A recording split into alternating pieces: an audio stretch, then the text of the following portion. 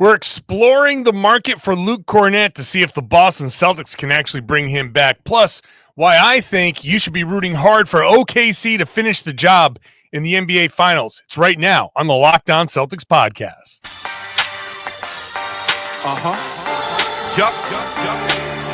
Beantown, be ever ready. It's the C's. Who else could it be? What they gon' say now? Screaming like JT, Karalis. We kept the madness every game, every practice. Primetime Depp and D White on the sideline. Raining Jays, how it started, raising banners, how we finished. Locked On Celtics pod, home of the winners. Hey there, welcome back to the Locked On Celtics podcast, right here on the Locked On Podcast Network. It's your team every day, and your team's the Boston Celtics. I talk about the Boston Celtics Monday through Friday right here, so make sure you're subscribed. Watch the show on YouTube, get into that comment section, share your thoughts with me. I'm John Karalis, beat writer for Boston Sports Journal. I've been covering the Celtics for about 20 years now. I've written a couple of books about them, so I really do enjoy covering this basketball team. Today's show is brought to you by FanDuel. Sign up at FanDuel if you're a new customer. If your first $5 bet wins, you get $200 in bonus bets.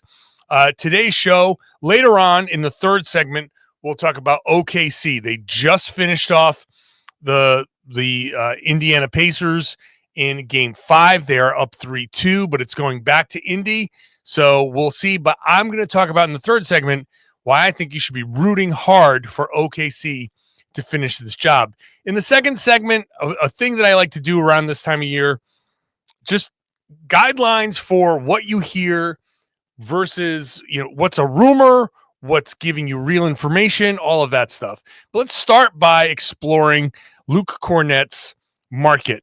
And this comes from Hoops Hype's Michael Scotto, who says Luke Kornet is going to have a robust market, quote unquote, robust market.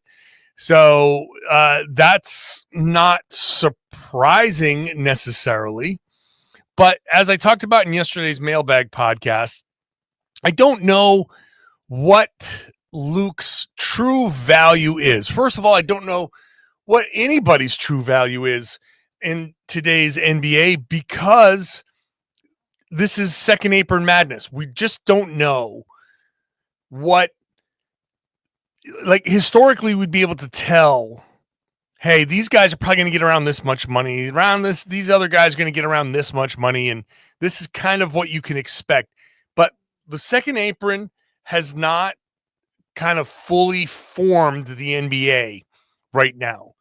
We don't know if Luke is going to get a mid-level deal like Steven Adams, if he's going to get left behind, or if it's going to be somewhere in between. I really don't know. And so this is where I have trouble, because the Celtics right now are kind of lacking bigs. This is going to be an issue this summer, and the Celtics are going to have to figure out how they proceed with their bigs if Luke is gone, if Al. I really hope Al comes back, but you just don't know with him either. If there's one thing I know about Al Horford is he generally doesn't pass up a payday. So I know the Knicks rumor has been kind of out there as a possibility, or people have mentioned it at least as a possibility. I don't know that he would just flee Boston if let's say they offered a taxpayer mid-level of $5 million and change. He'd probably come back to Boston and be like, can you match this? Can you get close? What can you do here?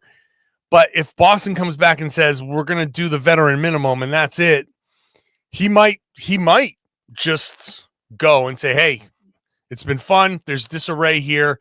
I'm going to go to see if there's one more championship that I can get somewhere. And if I don't think it's in Boston, then we'll see. He may just say, look, I've won my championship. I don't want to do what I did with the whole Philly move. I don't want to be just bouncing around. There's no need to chase a second championship. So maybe I won't do that. It's hard to say what Al will do, but the Celtics need to figure one of these guys out, because you can't go into the season with Neemias Queta as your guy. maybe in a deal for Drew Holiday, you can bring back a center, and that's kind of like part of the value that you get. But for Luke, the struggle to figure out what Luke is value-wise, what his value is, the struggle is, do teams see this past season or the past 2 seasons as a product of him being in Boston and around what's become an incredible collection of talent, a championship collection of talent? Is he going to be able to replicate that on, I don't know, pick a team. I don't know which teams are going to be pursuing him, but is he going to be able to do that with a different collection of talent? I think Luke Kornet very well could be a situation matters all-star, where he is really good in Boston. He's proven that he can be really good and really valuable in Boston, but maybe he's not this good in, I don't know, going back to New York, going to Detroit. Is he going to be able to do all of the same stuff with a different collection of talent? Because he's been really good with this collection of talent. He has not been very good prior to this collection of talent. And he's 29 years old. So he had all of the prior years up until 27 to show that he can be consistently good. And he hasn't really been. Some of it is he's learning how to be a good NBA player. And maybe he's a little bit behind the curve. But there's a path where teams say, we think that he can actually, he has figured it out. And we are going to give him somewhere around 5 million, 10 million, probably not more than 10 million, but a couple of years. Say we'll do 2 years, $20 million, 2 years, $18 million, something like that, which is a big number for him.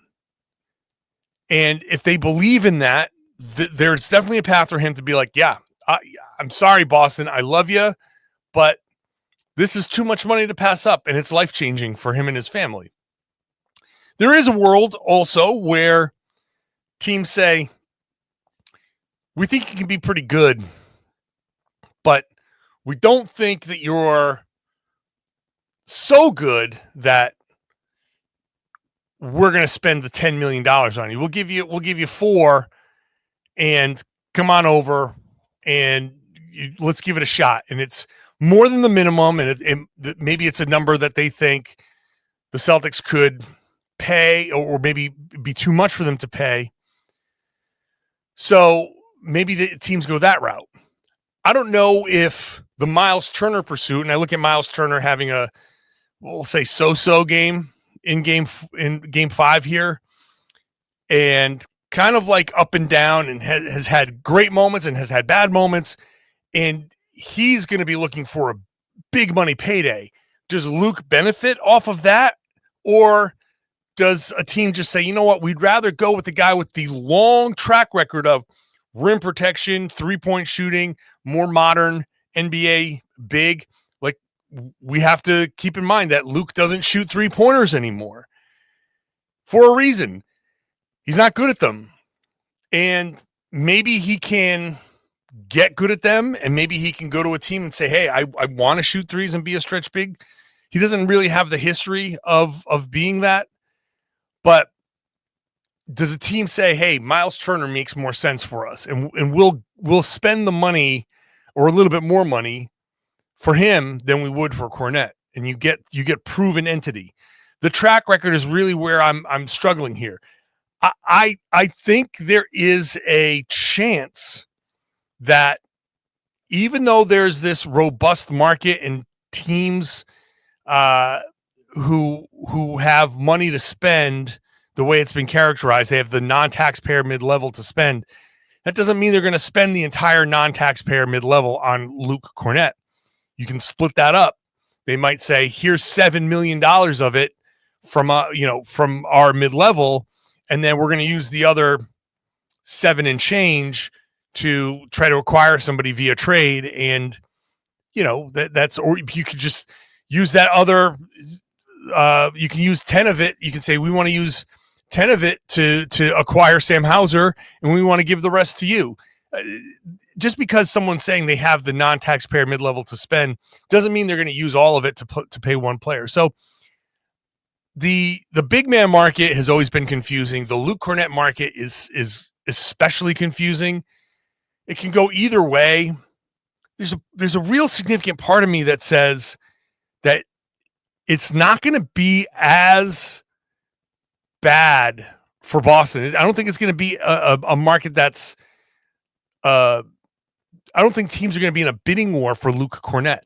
I just think there are too many bigs on the market, too many guys that can do a lot of the same things, and no one's going to drive up the price. Again, Luke is 29, which is nice. He's young, but he's 29. He's been good for a couple years, has had 2 good years, and bigs, especially bigs who don't shoot, they'll fall off quickly. So I feel like, I don't know why, I feel like there's a realistic scenario where Luke comes back to Boston and they give him $4 million. They can give him whatever. They have his bird rights, so they give him $4, maybe $5 million, and it's within the workable number for the Celtics. I just don't see a monster market for Kornet. I could be wrong, but I don't see a market that's, just because he's had a couple of good seasons, I don't see a market that's too crazy. I know he got offers last year, but I don't see a market that's too crazy for Luke Kornet. We'll see. It's hard to determine what's a rumor, what's just reporting, what's basic stuff. I'm just looking through some of these things. I see how things are being presented. I want to give you a little bit of guidance when I come back about what's a rumor, what do the headlines that you're seeing actually say. That is coming up next. Today's show is brought to you by FanDuel. If you're new to FanDuel, this is a great time to sign up. Whatever you want to bet on, the NBA Finals could be one more game in the NBA season here. But if you want basketball, there's WNBA. There's obviously there's baseball and plenty of sports. Whatever it is, if you're new to FanDuel and you place your first $5 bet, if that wins, you'll get $200 in bonus bets. So you can go have some fun over on FanDuel. Whether you want to do something in game. So Tyrese Halliburton didn't have a big scoring night. You want to see how his night is going in Game 5 or Game 6, and maybe you can hop in the second quarter or halftime to place an in-game bet. Maybe you want to combine a couple of things into a same-game parlay. Just go to FanDuel.com, place your first $5 bet. If you're new to the site, if it hits, you get $200 in bonus bets. Make sure you're using the tools that are there so you can set your limit, set your budget. We all want you to just make sure you're not going overboard. You can gamble responsibly. It's okay to have fun. If you want to bet on sports, that's up to you. Just don't go overboard. Set your limits. Use the tools that they have. Remember, if you head over to FanDuel.com and you're new, your first $5 bet wins. You get $200 in bonus bets. Make every moment more with FanDuel, official sports betting partner of the NBA. Thanks for making Locked On Celtics your first listen every day. Make sure you're checking out Locked On NBA Game Night for full coverage of that OKC win, putting them on the brink of an NBA championship. They get 2 more games to win one, so it looks good for them. Later on in that third segment, I'll talk about why you want them to finish this off. Selfishly, you want that to happen. But for now, I want to get into I love this time of year because of all the great fun headlines, all the rumors, all the things that are being broken out. For example, it has been reported that the Phoenix Suns are doing background work on Kristaps Porzingis. They're checking up on Kristaps Porzingis. Of course they are. The Phoenix Suns are and this is according to Mark Stein, Quote, I've also heard that Phoenix has done some background work on Kristaps Porzingis with Boston, known to be exploring its trade options. So, yeah, teams do that. I could probably report that the Boston Celtics are doing background work on a lot of guys because teams do background work on everybody. That, whoever could be traded, right? Kevin Durant. The Celtics have done background work on Kevin Durant just to see, right? They've done background work on other guys around the league who are up for potential trades. They kind of want to see. They're looking at all of their options. Teams have conversations all the time about players. Teams are interested in players. There's a report that part of this is that the Suns are interested in Miles Turner. How do they get these guys? I have no idea. But the rumors are, and that's not even rumors. It's just this is how teams operate. Teams make calls to one another. Teams do background work. Teams are keeping an eye on. One of my favorite little tricks that reporters do is you call an executive, you call somebody in some other team's front office. A rival executive says, okay, that's not a rumor, by the way. That's not a rumor. That's just some dude talking, and his job is in the NBA, right? So I could call up somebody on whatever other team and have a conversation and be like, hey, just I need to write something tomorrow. So what do you got for me? What are you hearing about the Boston Celtics? And, they could have their I've heard something, or I was talking to somebody and they said that they got a call from Brad Stevens about blah, blah, blah. You can get something like that. But the classic, I think they should be holding on to this guy. Yeah, absolutely. Okay, yeah. And it's a nice headline. Rival executive believes Boston Celtics should hold on to Kristaps Porzingis. Okay, yeah. I mean, so do I. He's no more plugged into what Boston is doing with Porzingis. All that was somebody who works in the league said, "Yeah, I don't get why they're shopping him." Okay, thanks for your opinion.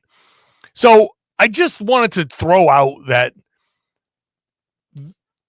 everybody's trying to fill space, and you make calls on, if you want to do that, I don't like doing that because it doesn't mean anything to me. To me, it doesn't.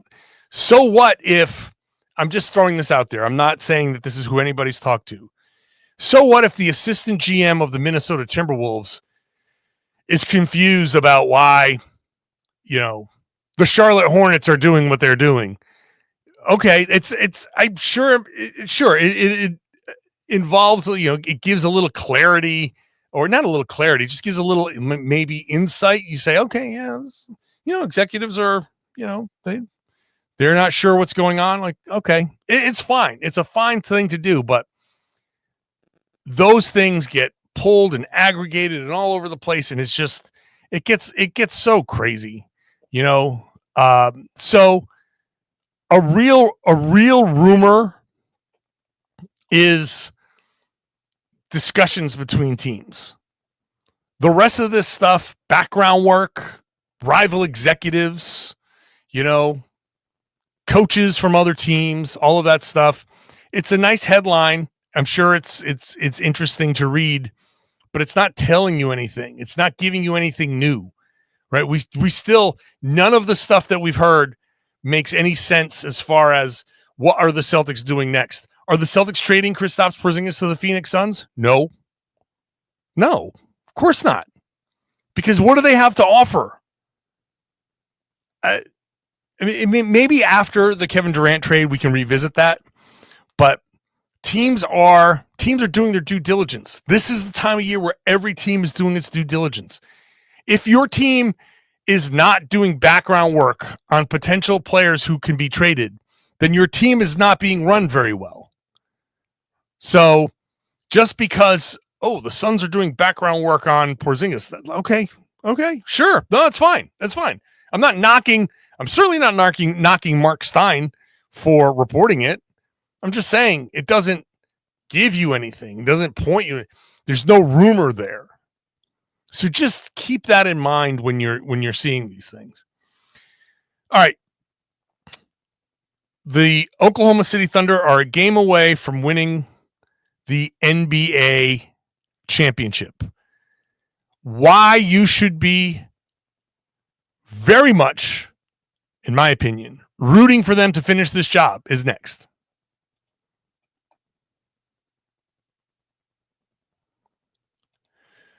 Thank you for making Locked On Celtics your first listen every day. In addition to checking out Locked On Thunder, Locked On Pacers to get their in-depth takes on what's happening in the NBA Finals, you can check out Locked On NBA Big Board to get caught up on the NBA Draft. So make sure you're doing that. Locked On NBA Big Board has you covered on everything, workouts, all of that stuff with the prospects. So make sure you're checking that out next. Okay, why should you be rooting for OKC to win the title? I think that OKC winning a title now, which I think would be ahead of schedule, would make it more likely that they get broken up instead of less likely that they get broken up. And I know that may sound silly, and it runs counter to what I'm sure prevailing thought is.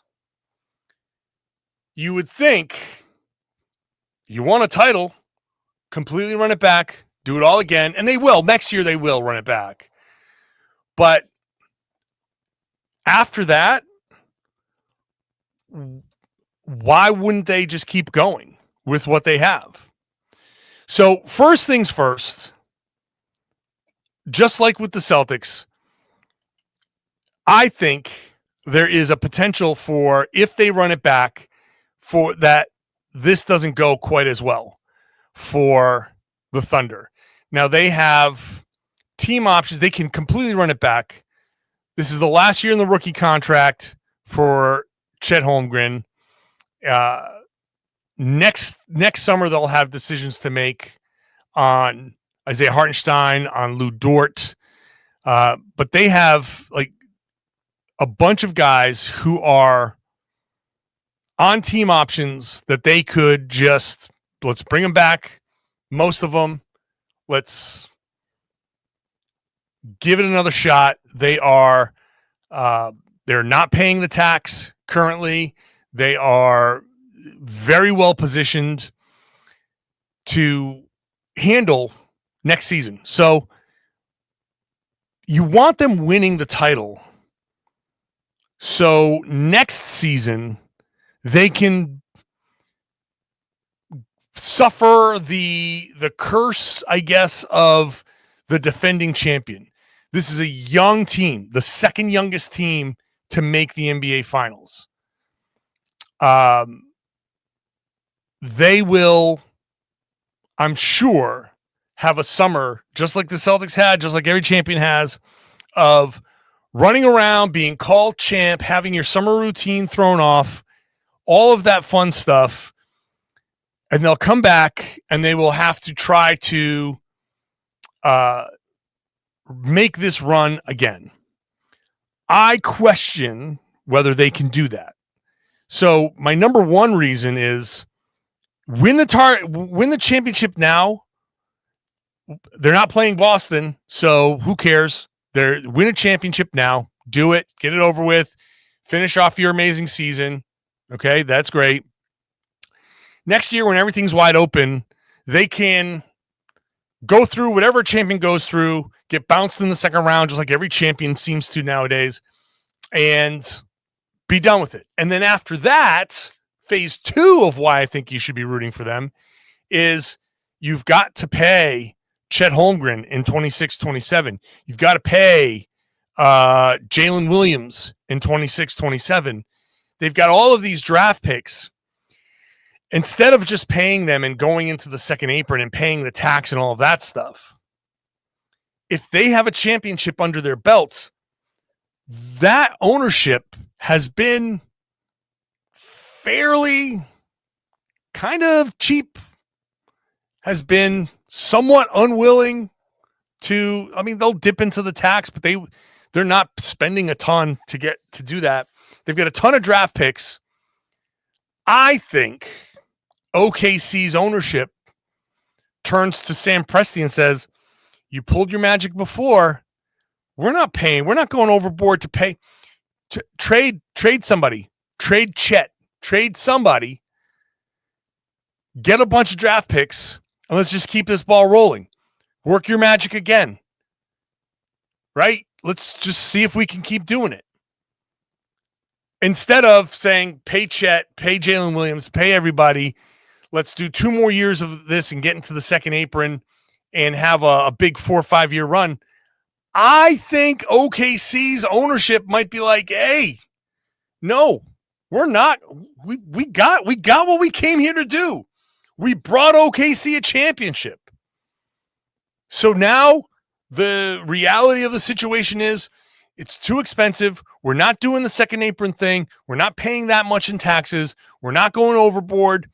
We've delivered you your championship. We continue to deliver you a contender because you have Shai Gilgeous-Alexander and you'll have Jaylen Williams, and maybe you draft the next Chet or you draft the next whomever, and you use Chet or you use one of these guys or 2 of these guys or 3 of these guys to start getting at their absolute peak, just monster trade packages, draft picks all over the place, and just keep owning draft after draft after draft after draft.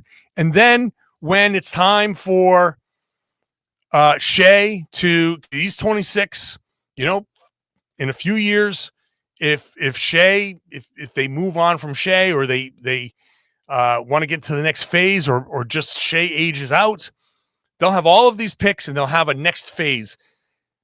OKC can be consistently good for a long time, but I think if they win a championship this year, they'll be more likely to start selling off little pieces here and there and using those draft picks to try to find that next piece and just try to, I don't want to say cheap their way because they'll pay plenty of money to plenty of people, but not go overboard and be like the Celtics. I don't think they're going to follow the Celtics financial path into a place where they are facing a monster tax bill, they're just not going to pay that much. They've made a run here. They've gotten plenty of money in this playoff run, plenty of playoff gate, but they still don't have the same financial advantages as big market teams.